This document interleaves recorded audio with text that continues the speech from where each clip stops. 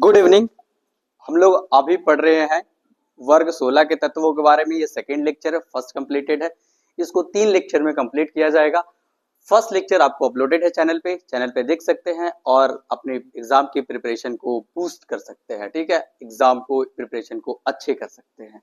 ठीक है, तो आगे चले हम लोग अपने लेक्चर्स में आगे चलते हैं। तो यह रहा हमारा वर्ग 16 के तत्व के बारे में, डाई ऑक्सीजन के बारे में बात करते हैं हम लोग। डाई ऑक्सीजन की बनाने की विधि, ये जो निर्माण की विधि है ना, बनाने की विधि, एमओपी मेथड ऑफ प्रिपरेशन है ना, निर्माण की विधि। ओके, इस विधि में पहला विधि है प्रयोगशाला विधि। प्रयोगशाला विधि हम बताए थे कि प्रयोगशाला विधि का प्रयोग करते हैं। वैसे तो पौधों द्वारा असीमित ऑक्सीजन हमारे लिए बनाया जा रहा है, बट हम लोग उस के अलावा जब हम लोग एक्सपेरिमेंटल पर्पज से प्रयोगशाला में अगर प्रयोग करने के लिए ऑक्सीजन की जरूरत होती है, तो हम लोग पौधे के बनाए हुए ऑक्सीजन का प्रयोग करने में थोड़ा सा प्रॉब्लम हो सकती है, क्योंकि उसमें और भी गैसेस मिले होते हैं। ठीक है, तो हम लोग क्या करते हैं, प्रयोगशाला मेथड का प्रयोग करते हैं और वहां पे प्योर ऑक्सीजन का निर्माण करते हैं। और औद्योगिक पर्पस तो बताया ही गया था कि औद्योगिक पर्पस जो होता है सस्ता होता है और इजी अवेलेबल होता है, वो हम लोग के लिए आसान होता है। तो हम लोग प्रयोगशाला विधि की बात करते हैं। प्रयोगशाला विधि में जो तरीका है हमारे पास, जैसे मेटल के नाइट्रेट को गर्म कर सकते हैं, या फिर वहां पे नाइट्रेट को, कुछ लवण को गर्म कर करते हैं। ठीक है, पोटेशियम क्लोरेट को गर्म करते हैं, है ना, और मेटल के नाइट्रेट को गर्म करते हैं, तो हम लोग को क्या मिलता है, जैसे ऑक्सीजन युक्त लवण कुछ है तो पोटेशियम क्लोरेट को गर्म करने पे हम लोग को मिल जाता है, ऑक्सीजन मिल जाता है। ओके, कोई दिक्कत नहीं होना चाहिए। आई थिंक कि आप लोग को ये सब चीजें धीरे धीरे समस्या नहीं होनी चाहिए। कुछ कुछ चीजें इंपॉर्टेंट याद रखना है, ज्यादा उतना टेंशन नहीं लेना है। ठीक है, और सिल्वर ऑक्साइड, इसको भी गर्म करने से हम लोग को ऑक्सीजन प्राप्त होता है। मेटल के नाइट्रेट पे अभी बताया कि मैग्नीशियम नाइट्रेट है, जैसे कि ये क्या है, मैग्नीशियम नाइट्रेट है। इसको गर्म करेंगे तो हम लोग को क्या मिलेगा, ऑक्सीजन मिलेगा। देख लो, ऑक्सीजन मिलेगा, है ना। सोडियम नाइट्रेट को गर्म करने पे भी हम लोग को क्या मिलता है, ऑक्सीजन। और मर्क्यूरी, ठीक है, Hg क्या है, मर्क्यूरी पारा, है ना, उसको गर्म करने से हम लोग को मिलता है इसके ऑक्साइड, मर्क्यूरी के ऑक्साइड को भी गर्म करने से क्या मिलता है, ऑक्सीजन मिलता है। अच्छा, ये प्रिपरेशन, मेथड ऑफ प्रिपरेशन भी हो सकता है ऑक्साइड से कन्वर्ट करने का, है ना। ओके, H2O2, हाँ, इससे याद रखना है, यहाँ पर ऑक्सीजन की जो ऑक्सीकरण अवस्था होती है, बताए थे जनरली हम लोग को क्या रखना था याद, -2 ना, फिर अगर फ्लोरीन के साथ है तो प्लस में, और अगर ऑक्सीजन, इसको बोला जाता है पर ऑक्साइड। ये क्या है, पर ऑक्साइड। पर ऑक्साइड में जो होता है यहाँ पे -1 स्टेट पे होता है ऑक्सीजन, -1 स्टेट पे होता है। ठीक है, ध्यान रहेगा, ऑक्सीकरण अवस्था यहाँ पे -1 होती है। आगे चले हम लोग नेक्स्ट स्लाइड पे। यहाँ तक हो गया है नोट, तो चलते हैं। चलिए, अगर व्यापक स्तर पे बात करें, मतलब कि उद्योग में, इसमें औद्योगिक तरीके से अगर बात करें हम लोग, है ना, इंडस्ट्रियल पर्पस पे कि कैसे बनाया जाता है, तो औद्योगिक पर्पस से वायु से इतना तो असीमित ऑक्सीजन है, 28%, 21% हमारे पास ऑक्सीजन है वायुमंडल में, है ना। तो हम लोग इसको क्या करते हैं, इस ऑक्सीजन को आंशिक आसवन, लिक्विफाई, पहले तो गैस को द्रवीकृत किया जाता है, पहले क्या किया जाता है, द्रवीकृत किया जाता है, लिक्विफाई किया जाता है, फिर उसको क्या किया जाता है, आसवन किया जाता है। आसवन बताया गया था कि इसे अलग अलग टेम्परेचर पे करके अलग अलग गैसों को हम लोग पृथक कर, मतलब अलग कर लेते हैं, छांट लेते हैं। टेम्परेचर का यहाँ पे बेसिकली रोल होता है कि अलग अलग गैस की जो क्वथनांक होती है उसके वजह से हम लोग आसवन करके गैस को प्राप्त कर लेते हैं। ठीक है, कोई दिक्कत नहीं है। H2O का इलेक्ट्रिसिटी पे देखिए, इलेक्ट्रिसिटी से जब H2O को क्या करते हैं, एनोड और कैथोड लगा दे, यहाँ पे जल ले ले, तो यहाँ पे हम लोग को एनोड और कैथोड लगाने पे और इलेक्ट्रिक देने से, है ना, यहाँ पे इलेक्ट्रोड, यहाँ से इलेक्ट्रिक देने पे जल से, तो हम लोग को H2 हाइड्रोजन गैस और ऑक्सीजन प्राप्त हो जाता है। इस तरह से इलेक्ट्रिसिटी का प्रयोग करके इसको उद्योग में ज्यादा टेंशन नहीं है, आसान विधि है, इसीलिए औद्योगिक स्तर पर इसका प्रयोग किया जाता है, कोई दिक्कत नहीं है। चले आगे देखते हैं हम लोग ऑक्सीजन के गुण। देखिए, ऑक्सीजन के गुण को बताने पड़े ये तो कोई बात नहीं है, लेकिन बता ही देते हैं। ऑक्सीजन का गुण क्या होता है, रंगहीन होता है। ऑक्सीजन दिखाई तो दे ही नहीं रहा होगा, बात सही है, रंगहीन है, गंधहीन है, दिखाई देता है, गंध, कोई स्मेल है ऑक्सीजन का आ रहा है, नहीं ना। सांस लेते हो भाई, दिन भर तो नाक में जा ही रहा है, तो गंध, कोई स्मेल आता है ऑक्सीजन का, अरे वो ऑक्सीजन का गंध नहीं होता है। ठीक है, ठीक है। ये देखो, ये क्या है, वो कितना समस्थानिक है, ये क्या है, समस्थानिक है, आइसोटोप्स है, आइसोटोप्स है, समस्थानिक है, ये क्या है, समस्थानिक है, कितने, 3 है, 16, 17 और 18, है ना, इनका क्या होता है, 8 8 और 8 समस्थानिक है।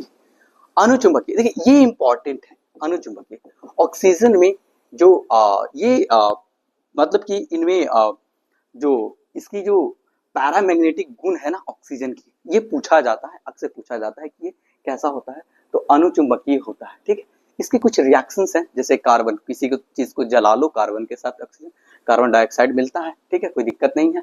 कैल्शियम के साथ कैल्शियम ऑक्साइड मिलेगा, मतलब कि किसी के साथ तो ऑक्साइड ही बनाएगा, इसमें कोई सोचने वाली तो बात है नहीं, है ना। ऑक्सीजन के साथ अभिक्रिया कराएंगे तो ऑक्साइड ही बनाएगा, ठीक है, ऑक्सीकृत हो जाएगा, बेसिकली उसको क्या बोलते हैं, ऑक्सीकृत हो जाना। कोई दिक्कत है यहाँ पे, Al2O3, है ना, ठीक है। P4H10 डाइमर है, याद है, डाइमर है, ये किसका है, तो इस तरीके से एल्यूमिनियम का ऑक्साइड से कैल्शियम का ऑक्साइड, इस तरह से कुछ कुछ रिएक्शन है यहाँ पे। आगे देखते हैं उपयोग, अरे इसको उपयोग क्या ही बताएं, उपयोग तो हर कोई जान रहा है, श्वसन, इसका उपयोग भूलने की तो जरूरत ही नहीं है, श्वसन, दहन, वेल्डिंग करने में, है ना। देखिए सबसे अभिक्रिया नहीं करता है ये, जो जैसे कि धातु की क्रियाशीलता श्रेणी याद होगा, तो यहाँ पे जो हाइड्रोजन होता है उसके नीचे वाले तत्व Au और Pt से क्या है, ये अभिक्रिया डायरेक्टली नहीं करता है, ऐसा नहीं कि करता ही नहीं है, डायरेक्टली अभिक्रिया उनसे नहीं करता है, Au और Pt से अभिक्रिया डायरेक्टली नहीं करता ऑक्सीजन, ठीक है, कोई दिक्कत है यहाँ पर नहीं ना। नेक्स्ट स्लाइड पे चले, नोट हो जाएगा। हाँ, ऑक्साइड्स देखते हैं हम लोग, कुछ ऑक्साइड्स हैं हमारे पास, देखिए याद रखना है, अम्लीय ऑक्साइड, देखिए अधातु के ऑक्साइड, किसके, अधातु के ऑक्साइड कैसे होते हैं, अम्लीय होते हैं, क्या दिक्कत है, कोई दिक्कत है यहाँ पे, अम्लीय होते हैं। यहाँ ये जो पोर्शन है इसको समझना है, अधातु के ऑक्साइड कैसे होते हैं, अम्लीय होते हैं, ठीक है। अधातु के ऑक्साइड क्या है, अम्लीय है। अम्लीय कहने का मतलब, देखिए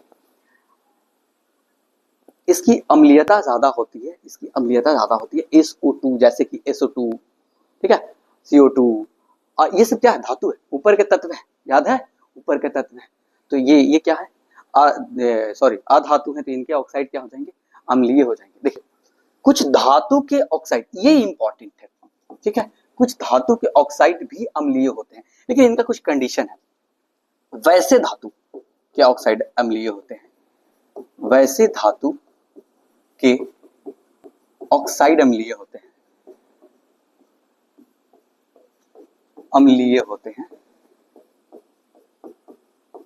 होते हैं जिनमें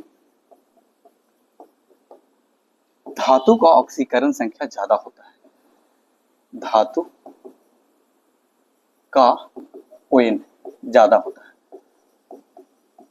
है ना। देखिए यहाँ पे ON निकाल के देखिए, तो ON का तरीका बताए थे, तो वैसे सेपरेट एक लेक्चर आएगा ON पे, ऑक्सीडेशन संख्या पे, हमेशा क्योंकि जरूरत आए ना, हमेशा काम आते रहता है ये, तो ON निकालना है, तो इसका कितना, बोल दो -2 बोले थे, अधिकतर धातु के साथ कैसा होता है ये, -2 में, इसका -2, 7 दूनी 14 और 2 से डिवाइड कर देंगे, तो इसका कितना हो जाएगा, +7, यहाँ पे क्या हो जाएगा, +7, 3 दूनी 6, क्या है, 3 दूनी 6, यहाँ पे +6 है, यहाँ पे 5 दूना 10, 10 बाई +5, तो इनकी जो ऑक्सीकरण अवस्था है यहाँ पे, सॉरी उल्टा हो गया, यहाँ पे जो ऑक्सीकरण अवस्थाएं दिखाएंगी ऑक्सीजन के साथ नहीं, है ना, किसके साथ लिखना है, मेटल के साथ आएगा, प्लस में तो ये रहेगा ना, +7 और ये +5 और ये +7, 6, हाँ, ओके, कोई दिक्कत नहीं है ना। ये ऑक्सीकरण इनकी अवस्थाएं हैं। वैसे धातु के ऑक्साइड अम्लीय होते हैं जिनमें ऑक्सीकरण अवस्था क्या होती है, अधिक होती है, वही क्या होंगे, अम्लीय नेचर्स के होंगे, है ना। ये चीज हो गया, नोट डाउन हो गया। चले नेक्स्ट, क्षारीय ऑक्साइड, हाँ क्षारीय कौन होते हैं, धातु के ऑक्साइड क्षारीय होते हैं, कैसे, किनके, धातु के ऑक्साइड जो होते हैं, कोई दिक्कत है, क्षारीय होता है, किसका, धातु का ऑक्साइड, देख लो N2O, CaO, ये सब क्या है, धातु। देखिए यहाँ पे एक बहुत ही इंपॉर्टेंट बात हम बात करना चाहते हैं। देखिए क्षारीय धातु के ऑक्साइड, क्षारीय धातु जो होते हैं उनके ऑक्साइड ज्यादा होते हैं, ठीक है। फिर क्षारीय मृदा धातु के ऑक्साइड, क्षारीय मृदा धातु के ऑक्साइड, फिर संक्रमण धातु के ऑक्साइड। कोई दिक्कत है, संक्रमण धातु के ऑक्साइड ज्यादा क्षारीय होते हैं। इस तरीके से ये चीज याद रखना है। अच्छा, इनके अगर बात करें, इनके बाद अगर हम लोग बात करें, थोड़ा सा एक चीज और यहाँ पे अगर ऐड करना चाहें तो देखिए यहाँ पे क्या होता है थोड़ा सा, किसे इनका जो क्षारीय ऑक्साइड है, इसलिए तो इनको क्षारीय धातु कहा जाता है, क्योंकि इनके जो पहले वर्ग एक के तत्व हैं, है ना, वर्ग एक सोडियम हो गया, पोटेशियम हो गया, तो इन तत्व कैल्शियम हो गया, ये सब इन सब के ऑक्साइड जो होते हैं क्षारीय, ठीक है। उभयधर्मी ऑक्साइड इनको कहा जाता है एम्फोटेरिक। क्या होता है, एम्फोटेरिक, एम्फोटेरिक, ये एम्फोटेरिक ऑक्साइड, ठीक है। ये क्या है, क्षारीय है, मतलब बेसिक नेचर के हैं। ये कैसे नेचर के हैं, बेसिक है। और ये कैसे थे, एसिडिक थे, एसिडिक है, कोई दिक्कत नहीं है। यहाँ पे एम्फोटेरिक नेचर के होते हैं, उभयधर्मी होते हैं। मतलब उभयधर्मी ऑक्साइड किनको कहा जाता है, एम्फोटेरिक। एम्फोटेरिक उनको कहा जाता है, उभयधर्मी उनके कहते हैं जो अम्ल और क्षार दोनों प्रवृत्ति के हों। कैसे होंगे, अम्ल और क्षारीय दोनों प्रवृत्ति के होंगे। अच्छा, इनका पता कैसे, ये ना देखिए समझिए, ये कैसे होते हैं, जो उभयधर्मी ऑक्साइड होते हैं वो कैसे होते हैं, मतलब ये अम्ल और क्षार दोनों से भी क्रिया कर लेते हैं, और इनकी प्रवृत्ति ना अम्ल और क्षार, खास करके जो एम्फोटेरिक नेचर के जो ऑक्साइड्स होते हैं वो खास करके बता देते हैं, खास करके डी ब्लॉक के तत्वों के साथ एम्फोटेरिक बनता है, डी ब्लॉक के तत्वों के साथ, और कुछ पी ब्लॉक के तत्वों के साथ भी जो धातु हैं उनके साथ बनता है। मैक्सिमम धातुओं के साथ ही, जैसे अधातुओं के साथ ऐसा नहीं होता है, ठीक है। जैसे SNO, PbO, SnO2, PbO2, vanadium pentoxide, ये क्वेश्चंस में आते रहते हैं, ये क्वेश्चंस में आते रहते हैं। ये उत्प्रेरक के जैसे आगे बताएंगे भी कार्य करता है, क्रोमियम, ठीक है। इस तरीके से ZnO, PeO, ये जो ऑक्साइड्स हैं ये कैसे होते हैं, उभयधर्मी। ये भी इंपॉर्टेंट है आपके लिए, ये भी इंपॉर्टेंट है। और PbO से भी क्वेश्चंस आते रहता है अक्सर, ठीक है। ये सब जो ऑक्साइड है उभयधर्मी है। चल जाएगा, काम हो जाएगा इतना से, ठीक है।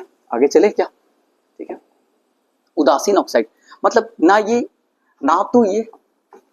ना तो क्षारीय है और ना ही अम्लीय है। ये कैसे है, ना तो क्षारीय है और ना ही अम्लीय है। कोई दिक्कत है, यहाँ तक कोई दिक्कत है, समस्या है ना।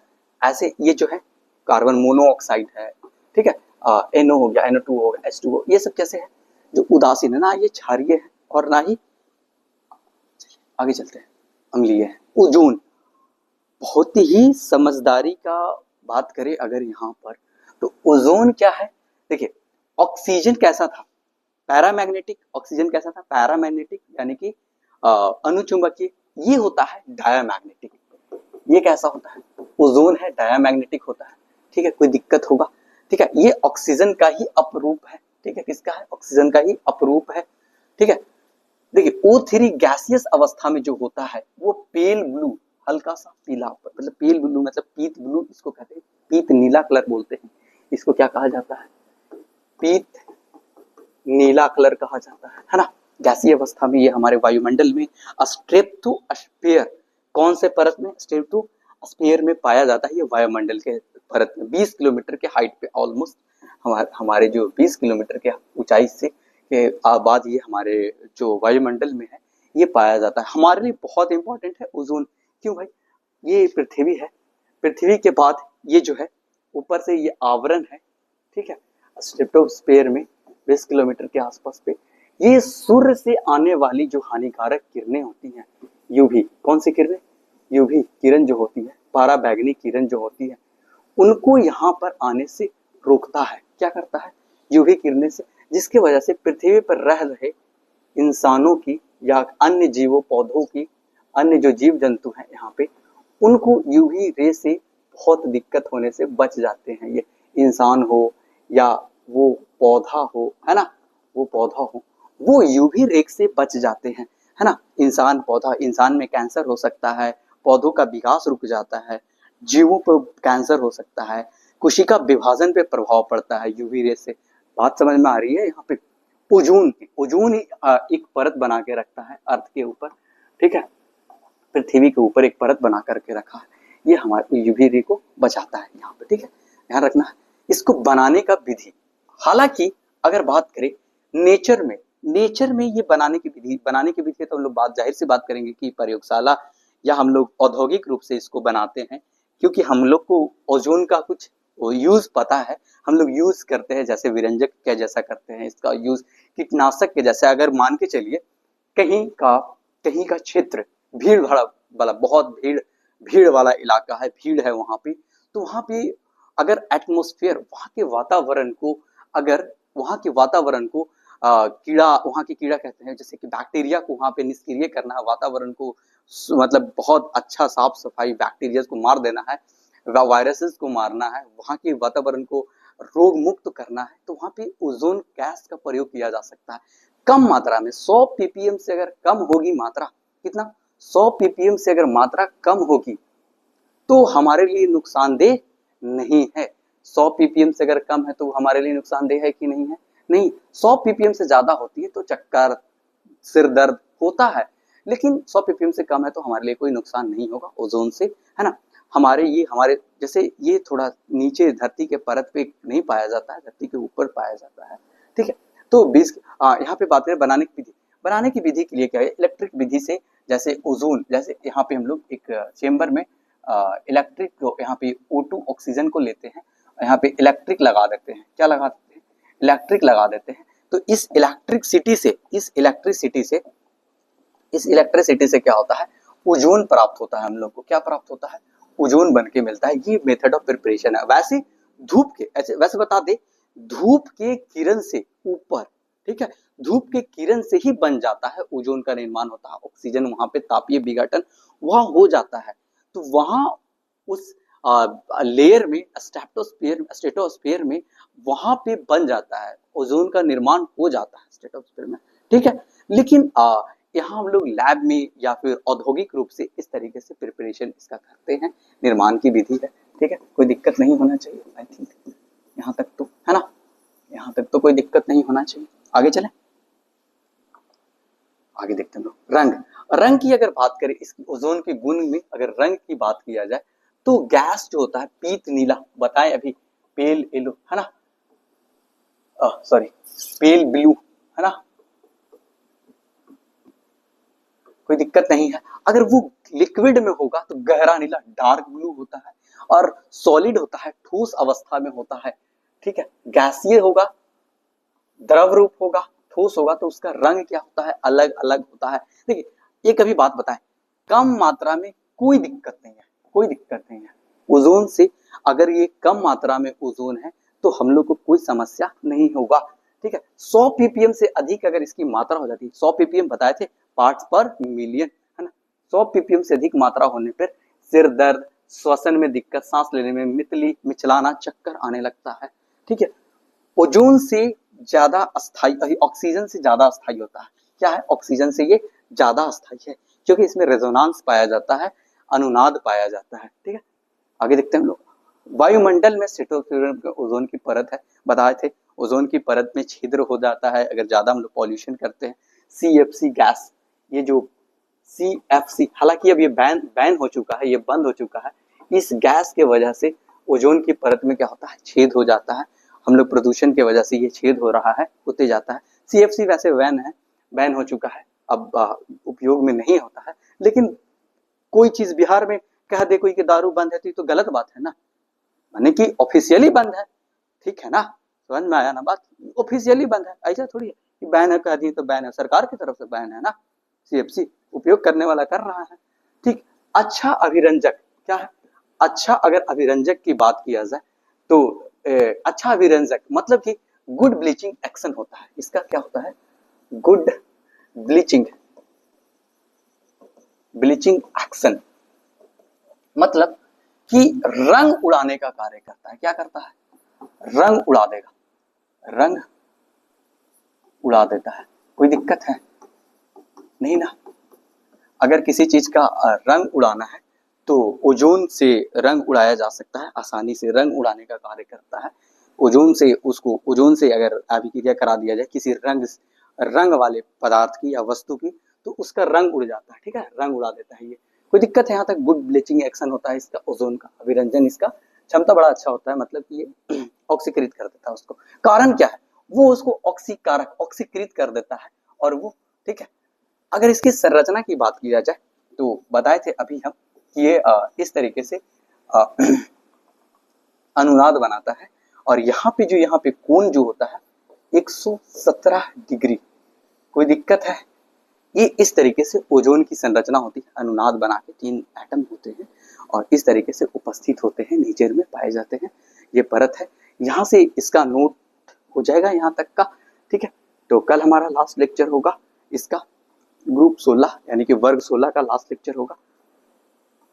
धन्यवाद आज के लिए, थैंक यू। आज के लिए लेक्चर यहाँ तक रहेगा, यही आज हम लोग यहाँ कंप्लीट करते हैं और बोर्ड की तैयारी करते रहें, अच्छे से प्रिपरेशन करते रहें। आपको अगर इसके अलावा और भी एग्जाम की तैयारी करना है, नो डाउट कर सकते हैं।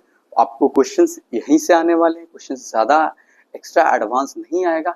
कुछ अगर स्टूडेंट्स हैं कि अपने चेंज करना चाहते हैं, नीट को या किसी अदर एग्जामिनेशन पे अपना फोकस करते हैं, तो बहुत बढ़िया है, अच्छा है, क्वेश्चंस प्रैक्टिस कराया जाएगा, ठीक है। धन्यवाद, थैंक यू।